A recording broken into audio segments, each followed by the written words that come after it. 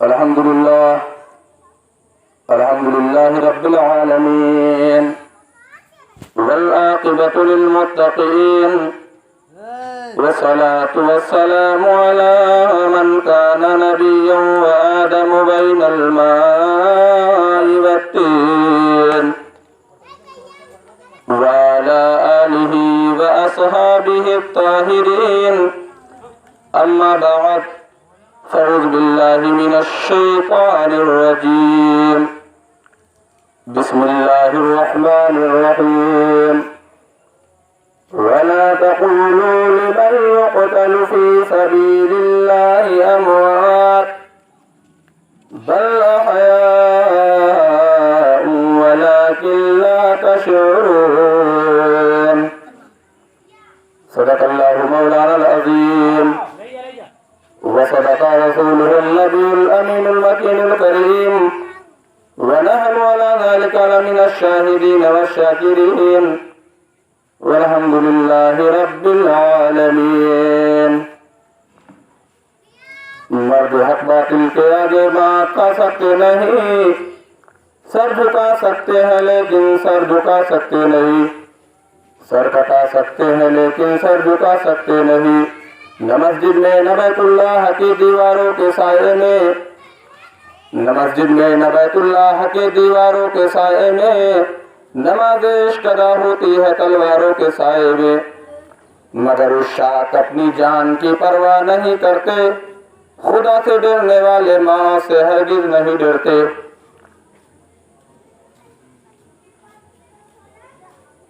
हुसैन जैसा शहीद आज़म जहां में कोई हुआ नहीं है, छुरी के नीचे गला है लेकिन जुबां पे कोई गिला नहीं है। ये बोले अब्बास ए सकीना, मैं पानी लाऊं तो खूब पीना, कटे हैं बाजू छिदा हसीना, भी मेरा सर जुदा नहीं है। और यजीदियों ने जो तेग खोले, हुसैन सरदे में गिर के बोले, ज़मीन करबल गवाह रहना नमाज मेरी कज़ा नहीं है। यजीद दुनिया में लाख आए, शिमर बन बन के जुल्म उठाए, चिराग तौहीद फिर भी सादिक जला है लेकिन बुझा नहीं है। खुतबे मसलना के बाद हमने जिस आयत करीमा की तिलावत करने का शर्फ हासिल किया, अल्लाह रब्बुल इज़्ज़त अपने मुक़द्दस और पाकीज़ा किताब कुरान पाक में इरशाद फरमाता है,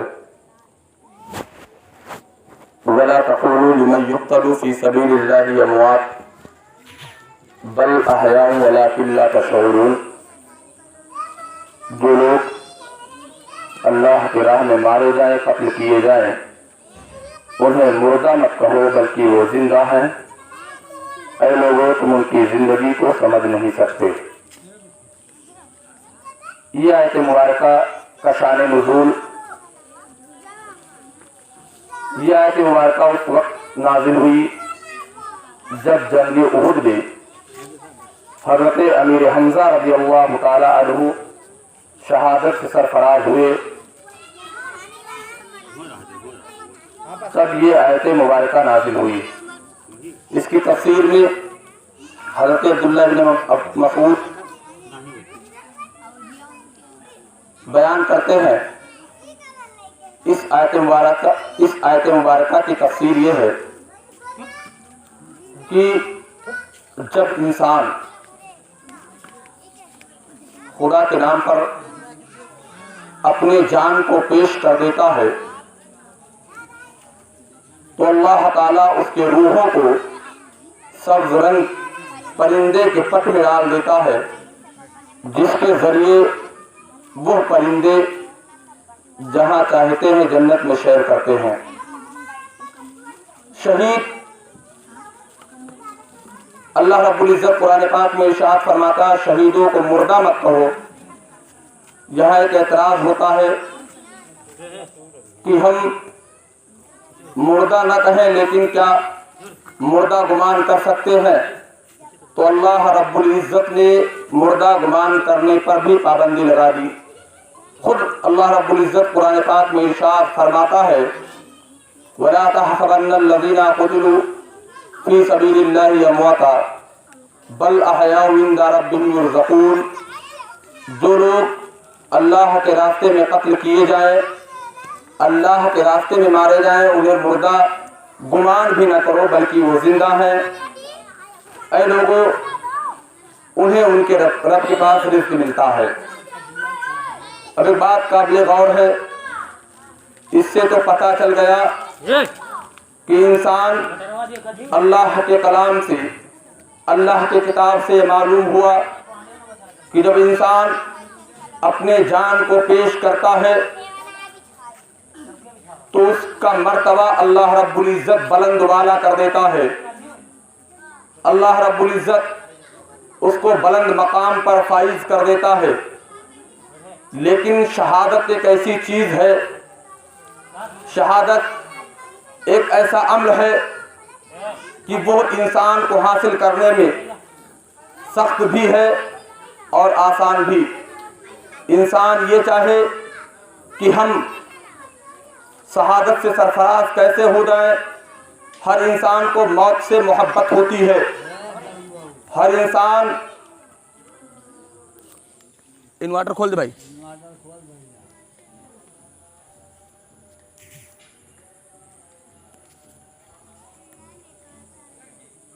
हर इंसान ये चाहता है कि वो उसे शहादत का मर्तबा मिले। तो शहादत की बहुत सारी किस्में हैं, शहीद की बहुत सारी किस्में हैं। इंसान अगर दीवार के नीचे दब करके मर जाए उसे भी शहादत का मर्तबा मिलता है। इंसान नदी और तालाब में जाए, नहाने के लिए जाता है या कोई काम से गया और डूब करके मर गया, डूब कर मरने वाले को भी शहादत का मर्तबा मिलता है। ऐ मुसलमानों, इसी तरह शहादत लफ्ज़ जितना आसान है उतना ही सख्त है। लेकिन कुछ अल्लाह के नेक बंदे ऐसे भी गुजरे हैं जो शहादत के मर्तबे को चंद मिनट में, चंद सात में हासिल कर लिया है। आओ मैं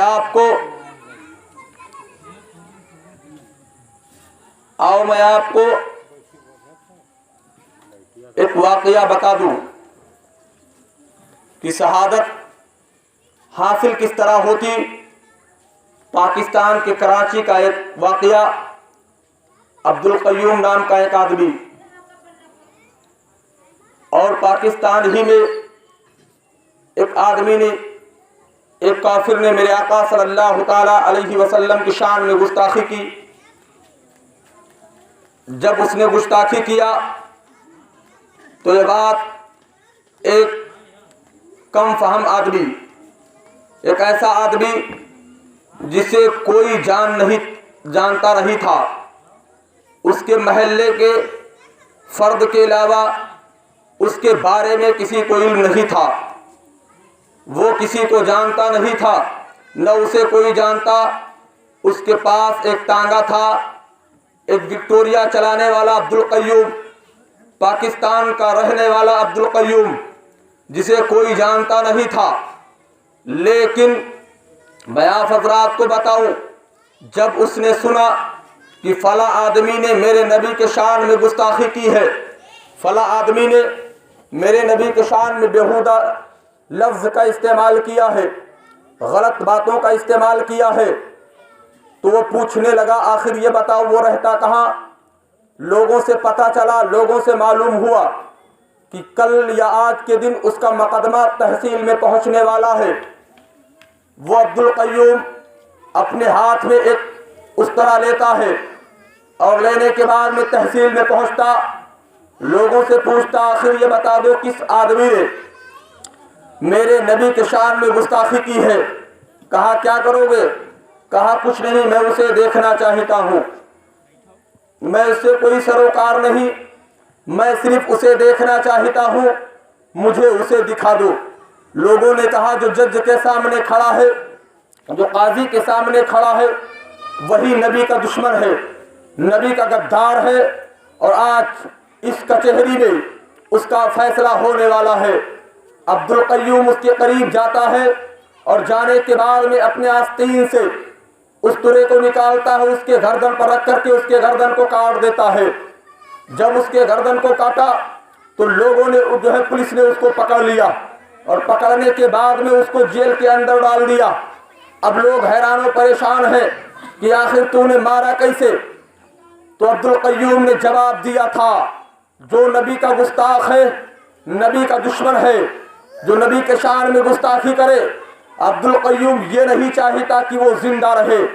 ये मुकदमा है, मुकदमा कोई भी वकील उसकी सिफारिश करा करके उसको जो है छुड़ा लेगा, कोई भी वकील उसकी सिफारिश करके उसको छुड़ा लेगा। लेकिन मैंने उसको ऐसा सजा दिया कि अब उसे कोई आरज़ू और कोई तमन्ना नहीं, कोई उसे छुड़ा नहीं सकता। अरे मुसलमानों, अब्दुल कय्यूम को जेल के अंदर डाला गया। वकील उसके पास गए और जाने के बाद में कहने लगे, वकील उसके पास जाते हैं और कहते हैं, अब्दुल कय्यूम मैं तेरी जमानत लेकर के जो है तुझे छुड़ा लेता हूँ। अब्दुल कय्यूम को जमानत पर छुड़ाया गया। अब्दुल कय्यूम जब जमानत पर छूटता है तो उसके पास बड़े बड़े हाकिम, बड़े बड़े वकील जाते हैं और जाने के बाद में उससे कहते हैं कि अब्दुल कय्यूम तू अपना इकबाल जुर्म बदल दे, तू अपना इकबाल जुर्म बदल दे, हम तुझे फांसी की सजा से बचा लेंगे। तो अब्दुल कय्यूम गरज करके जवाब देता है, ऐ लोगों तुझे पता नहीं, ऐ लोगों तुझे मालूम नहीं, मैंने मर्तबे शहादत जानबूझ करके लिया है, मैंने मर्तबे शहादत जानबूझ करके लिया है, मैंने अपने गले से लगाया है। ऐ मुसलमानों, जब वो जानबूझ करके मर्तबे शहादत हासिल करने वाला अपने जो है बात पर अटल रहता, लोगों ने सोचा कि अब्दुल कय्यूम अपना इकबाल जुर्म बदल देगा, अपना इकबाल जुर्म बदल देगा। तो ऐ मुसलमानों, उसने बरजस्ता जवाब दिया कि मैं हरगिज़ अपना इकबाल जुर्म बदल नहीं सकता, जो मैंने कहा था वही कहूँगा, मैंने ये मर्तबे शहादत जो है शहादत का मर्तबा मैंने जानबूझ करके हासिल किया है। ऐ मुसलमानों, वक्त मुकर्रर पर अब्दुल कय्यूम को फांसी दे दी गई। जब फांसी दे दी जाती है तो ऐ मुसलमानों, हाल ये होता है कि अब्दुल कय्यूम के नमाज जनाजा में 25 लाख से ज़ायद मुसलमानों ने शिरकत किया था। 25 लाख से ज़ायद मुसलमानों ने शिरकत किया था। और ये तो थे दुनिया के मुसलमान जो 25 लाख से ज़ायद नमाज जनाजा में शरीक थे। लेकिन ऐ मुसलमानों, जिसने नबी की मोहब्बत में मर्तबे शहादत मोल लिया हो, ये बताओ क्या फरिश्ते उस नमाज जनाजा में कितने रहे होंगे, शुमार नहीं किया जा सकता। और मेरे आका सल्लल्लाहु ताला अलैहि वसल्लम ने अब्दुल कय्यूम का किस तरह जो है इस्तकबाल किया होगा, हौज़े कौसर से जामे कौसर पिलाया होगा। ऐ मुसलमानों, अब्दुल कय्यूम एक छोटा आदमी जिसे दुनिया जो है कराची के ही लोग नहीं जानते थे, लेकिन जब उसने नबी के दुश्मन के जो है गर्दन पर तलवार रखी तो सिर्फ जो है पाकिस्तान ही नहीं बल्कि उस वाक़यात को उठा करके और मौर्रिखों ने अपने जो है किताबों में कलम बंद कर दिया, अपने किताबों में लिख दिया।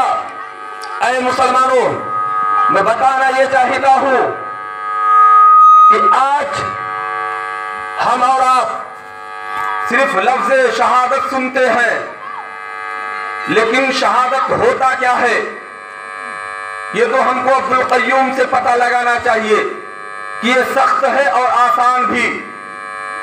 अल्लाह रब्बुल इज्जत कुरान पाक में इरशाद फरमाता, वला तक़ूलू लिमन युक़तलू फी सबीलिल्लाहि अमवात, जो लोग अल्लाह रब्बुल इज्जत के रास्ते में मारे जाएं, कत्ल किए जाएं, उन्हें मुर्दा मत कहो बल्कि वो जिंदा है।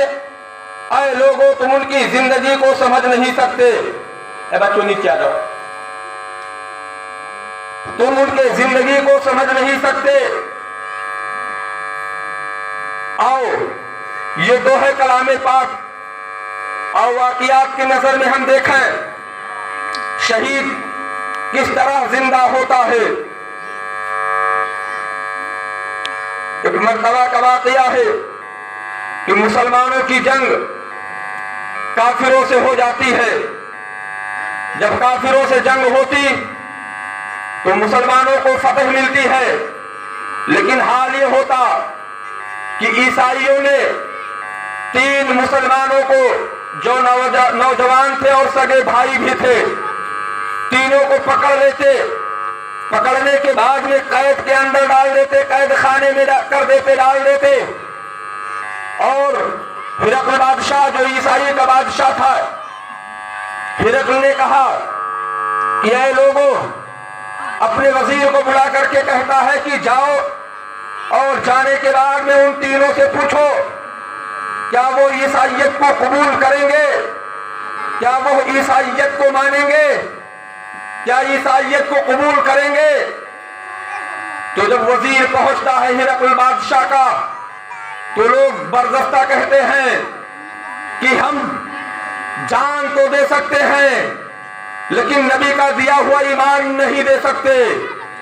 हम प्रॉपर्टी पे बिकने वाले मुसलमान नहीं, मालो जर पर बिकने वाले मुसलमान नहीं, चाय के प्याले पर बिकने वाले मुसलमान नहीं, घर और हुक्मरानी पर बिकने वाले मुसलमान नहीं।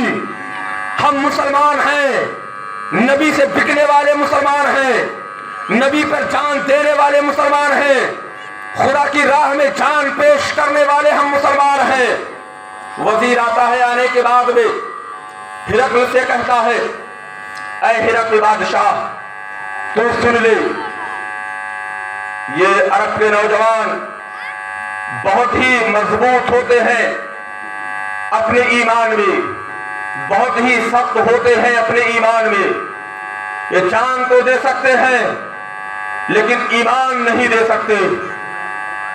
और क्यों ना हो, जिसके दिल में नबी का इश्क बस गया हो, जिसके दिल में खुदा का खौफ लाहिक हो गया हो, क्या कभी वो अपने ईमान से मुनहरिफ हो सकता? क्या कभी वो अपने ईमान से जुदा हो सकता?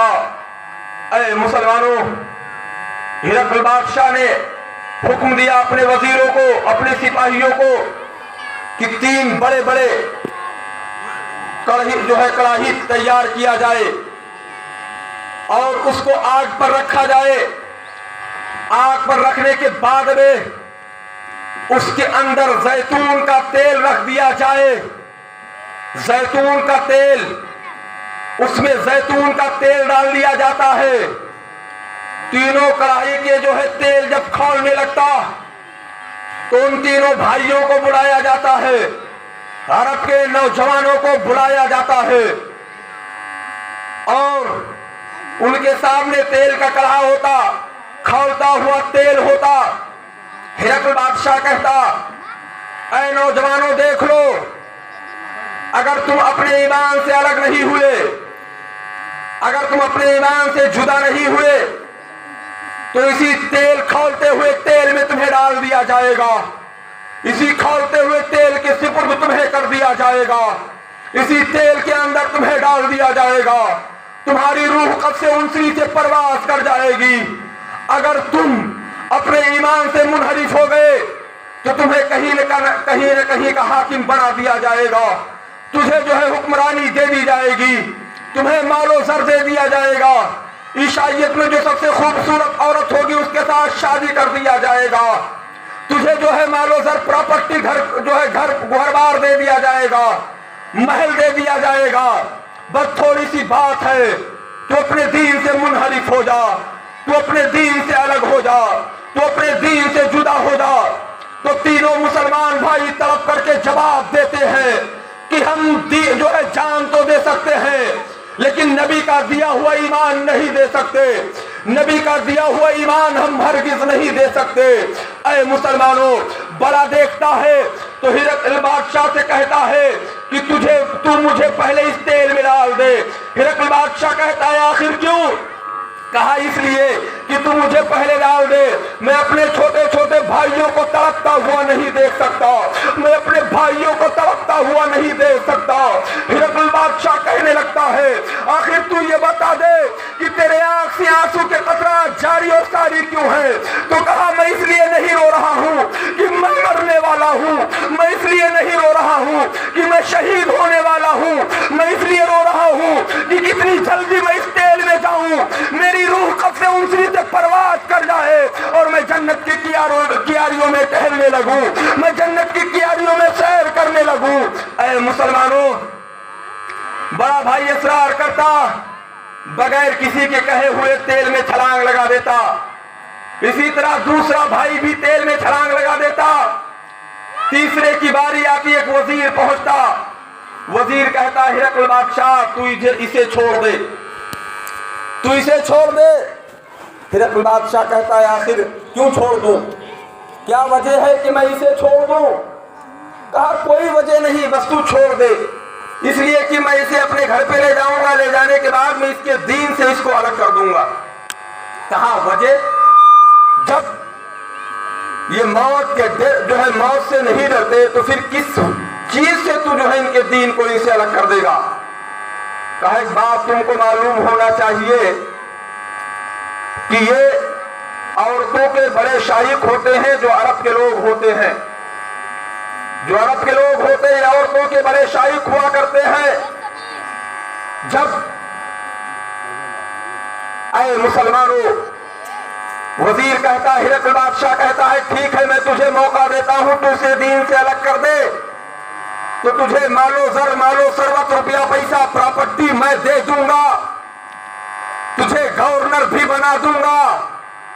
कहा ठीक है, अपने घर ले गया, ले जाने के बाद में दरवाजे में बंद कर दिया, बंद करने के बाद में अपने बच्ची के पास आया जो बहुत खूबसूरत थी। कहा तेरे लिए मैं एक काम लेकर के आया हूं। कहा कौन सा काम? कहा एक अरब का नौजवान है जिसके ईमान को तुझे छीनना है, जिसके ईमान को तुझे छीन लेना है, मैं बस इतना काम है, ज्यादा कोई काम नहीं।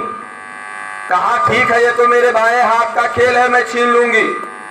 लड़की बनती संवरती है, उस कमरे के तरफ बढ़ती है जिस कमरे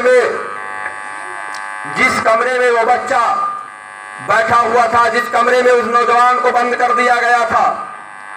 ये करीब पहुंचता है, पहुंचने के बाद भी लड़के की तरफ टकटकी बांध के देख रही है, लेकिन वो लड़का इबादत खुदा कर रहा है, कभी नमाज पढ़ रहा है।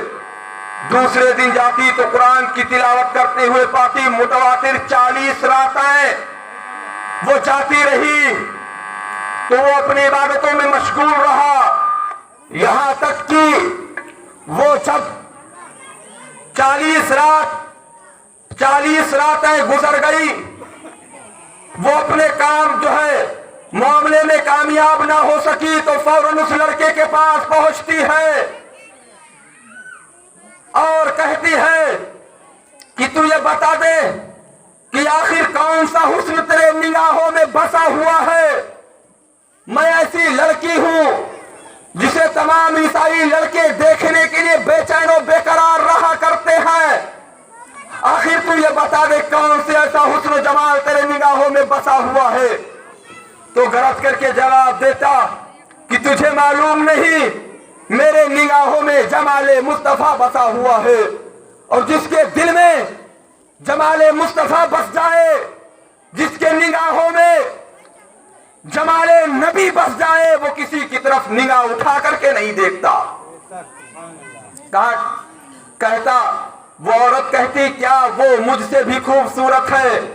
तो नौजवान तड़प जाता और तड़प करके कहता है तू क्या चीज है, मेरा नबी जो है सूरज से भी ज्यादा रोशन और ताबनाक है, जो है सूरज से भी ज्यादा मुनव्वर और रोशन है, तू मेरे नबी की बात क्या करती? तो कहती है कि मुझे भी कलमा पढ़ा करके इस्लाम में मेरा भी दाखिला ले ले।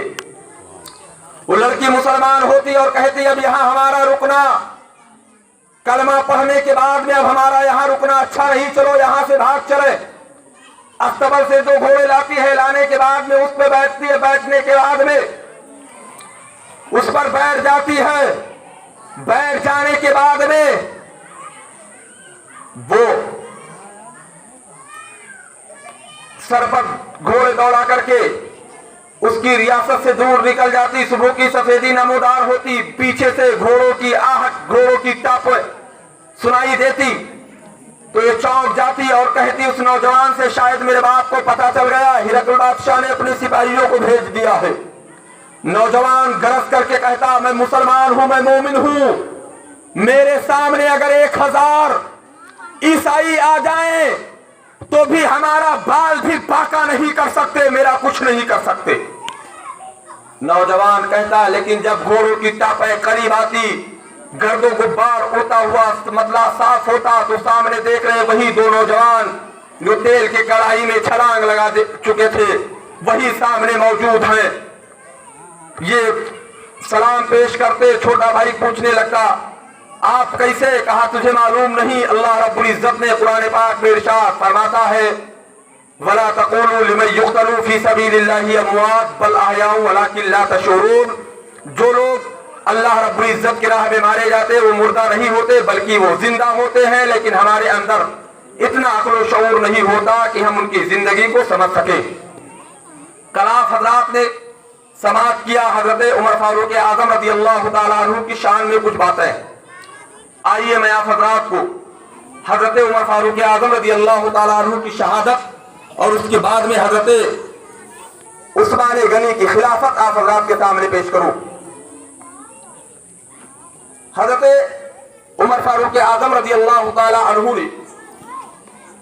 से एक मजूसी गुलाम जो मुगैरा का गुलाम था, उसने शिकायत दर्ज की, ऐ अमीरुल मोमिनीन, मेरा आका मुझसे ज्यादा रुपया रोज लेता है। कहा, कितने दिरहम लेता? कहा, 4 दिरहम।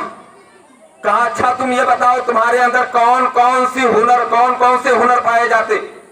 उसने कहा, मैं नक्काशी कर लेता हूं, मैं किताबत कर लेता हूं, मैं बढ़ई का काम जानता हूं।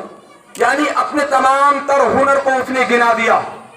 अपने हुनर को गिनाया तो हजरत अमीरुल मोमिनीन ने इरशाद फरमाया कि ऐ मजूसी गुलाम, जिसका नाम मुअर्रिख लिखते हैं अबू लूलू फिरोज था, जब हजरत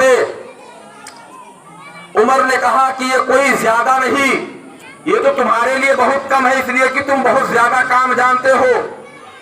उमर फारूक आजम रज़ी अल्लाह तआला अन्हु ने कहा, ये बताओ क्या तुम ऐसी चक्की बना सकते हो जो हवा में उड़े? क्या तुम कोई ऐसी चक्की तैयार कर सकते हो जो हवा में वो चले? तो मुगैरा का गुलाम अबू लूलू फिरोज हजरत उमर फारूक आजम को धमकी देता है और कहता है, ऐ अमीरुल मोमिनीन, मैं ऐसी चक्की तैयार करूंगा जिसकी दुनिया मिसाल देगी। हजरत उमर फारूक आजम रज़ी अल्लाह तआला अन्हु कहते हैं, ये बच्चा मुझे धमकियां दे रहा है, मुझे धमकी दे रहा है, मुझे मारने की धमकी दे रहा है, मुझे शहीद करने की धमकी दे रहा है।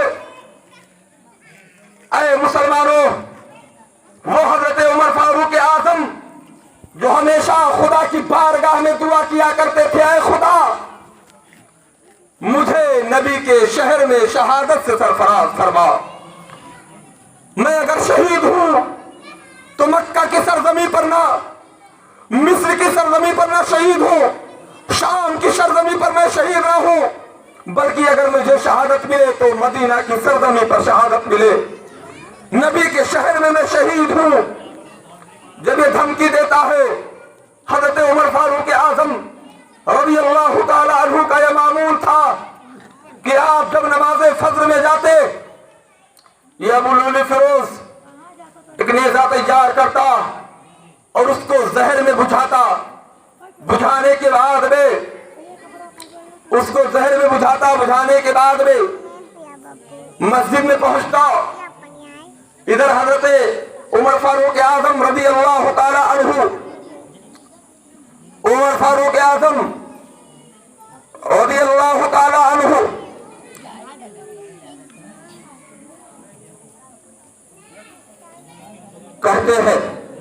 कि ऐ लोगों सफ़े सीधी कर लो। उनका मामूल था कि जब नमाज़े फज्र में पहुंचते तो सफ़े सीधी करवाते थे। आपने कहा सफ़े सीधी कर लो। सारे लोग खड़े हो गए। अबू लुलू फिरोज जो मजूसी था, मुगैरा बिन शोबा का गुलाम था, वो अपने चादर के नीचे नेज़ों को छिपाए हुए हजरत उमर फारूक आजम रज़ी अल्लाह ताला अन्हु के करीब जाता है और जाने के बाद में आप पर वार करता है, आप पर नेज़े से वार करता। लोग उसे पकड़ना चाहते, यहां तक कि कई सहाबियों को जो है कई सहाबियों पर नेज़े से वार कर देता, कई सहाबियों को जख्मी कर देता है।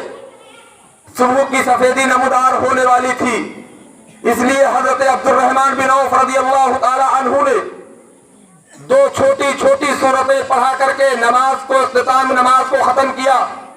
इधर किसी ने उस अबू लुलू फिरोज के जो है ऊपर चादर डाल दिया। चादर डालने के बाद में उसे पकड़ा तो जब उसने देखा कि अब मैं बच नहीं सकता, ये मुझे मार देंगे, तो अपने नेज़े से, अपने भाले से, अपने जो है वही भाला अपने सीने में घोंप लेता है, वो भी मर जाता और हजरत उमर फारूक आजम को जख्मी कर देता है।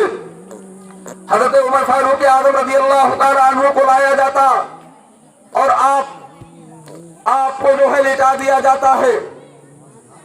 एक सहाबी रसूल आने के बाद में अर्ज करते हैं, ऐ उमर फारूक आजम रज़ियल्लाहु ताला अन्हु, या क्या आप कोई किसी को अपना खलीफा बनाना चाहते हैं? और एक रिवायत में आता है कि किसी ने अर्ज किया, है अमीरुल मोमिनीन, आप हजरत अब्दुल्ला इब्ने उमर को अपना खलीफा बना दें। हजरत उमर फारूक आजम रज़ियल्लाहु ताला अन्हु ने इरशाद फरमाया, तुम मुझे ऐसा मशवरा दे रहे हो जो अपने बीवी को तलाक देने का तरीका जिसको नहीं मालूम, क्या मैं उसको अपना खलीफा बना लूं? क्या मैं उनको जो है मोमिनों का अमीर उसे बना दूं? हजरत उमर फारूक आजम ने हजरत जुबैर, हजरत तलहा, हजरत अब्दुर्रहमान बिन औफ, हजरत उस्मान गनी, हजरत मौलाए कायनात हजरत साद इब्न अबी वक़ास रज़ियल्लाहु ताला अन्हु को, इन लोगों का नाम लिया और कहा अगर साद इब्न अबी वक़ास रज़ियल्लाहु ताला अन्हु खिलाफत ले ले तो ठीक है, वरना इन्हीं में से जिसे चाहना खलीफा बना देना। अब हजरत उमर फारूक आजम रज़ियल्लाहु ताला अन्हु शहादत से सरफराज हो जाते।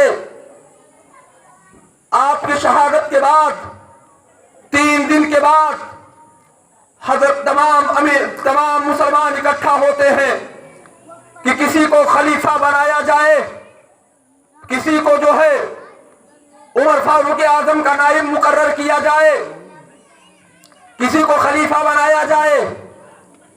हजरत जुबैर है, हजरत तलहा है, हजरत साद इब्न अबी वक़ास है, हजरत अब्दुर्रहमान इब्न औफ है, हजरत उस्मान गनी है, हजरत मौलाए कायनात है।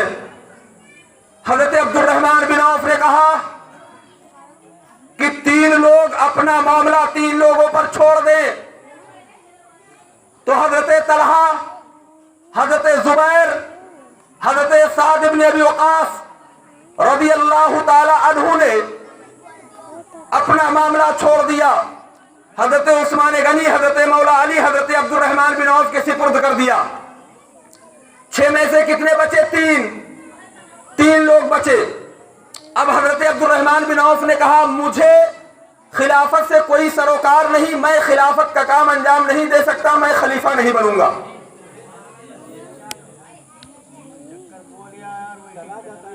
मैं औरतों से गुजारिश करूंगा कि वो अपनी तकरीर बंद कर दे, वरना मैं उन्हीं के पास पहुंचा दूंगा, वो अपने खुल करके तकरीर कर ले। बड़े शर्म की बात है कि हजरत इमाम हुसैन की महफिल पाक है और इतना जो है गुफ्तो शरीद अच्छी बात नहीं। दुरूद पाक पढ़िए सल्लल्लाहु अलैहि नबील उम्मी व आलिहि सल्लल्लाहु तआला अलैहि वसल्लम। सलातु व सलामुन अलैका या रसूलल्लाह या हबीब अल्लाह सल्लल्लाहु तआला अलैहि वसल्लम। अब हजरत अब्दुर्रहमान बिन औफ खिलाफत से दस्तबरदार हो जाते हैं। सिर्फ दो लोग बचते हैं, हजरत उस्मान गनी, हजरत मौलाए कायनात। हजरत अब्दुर्रहमान बिन औफ दस्तबरदार होने के बाद में कहते हैं कि जो इन दोनों लोगों में से जो खिलाफत से दस्तबरदारी करेगा उसी को खलीफा बनना पड़ेगा। अब दोनों लोग खामोश हैं।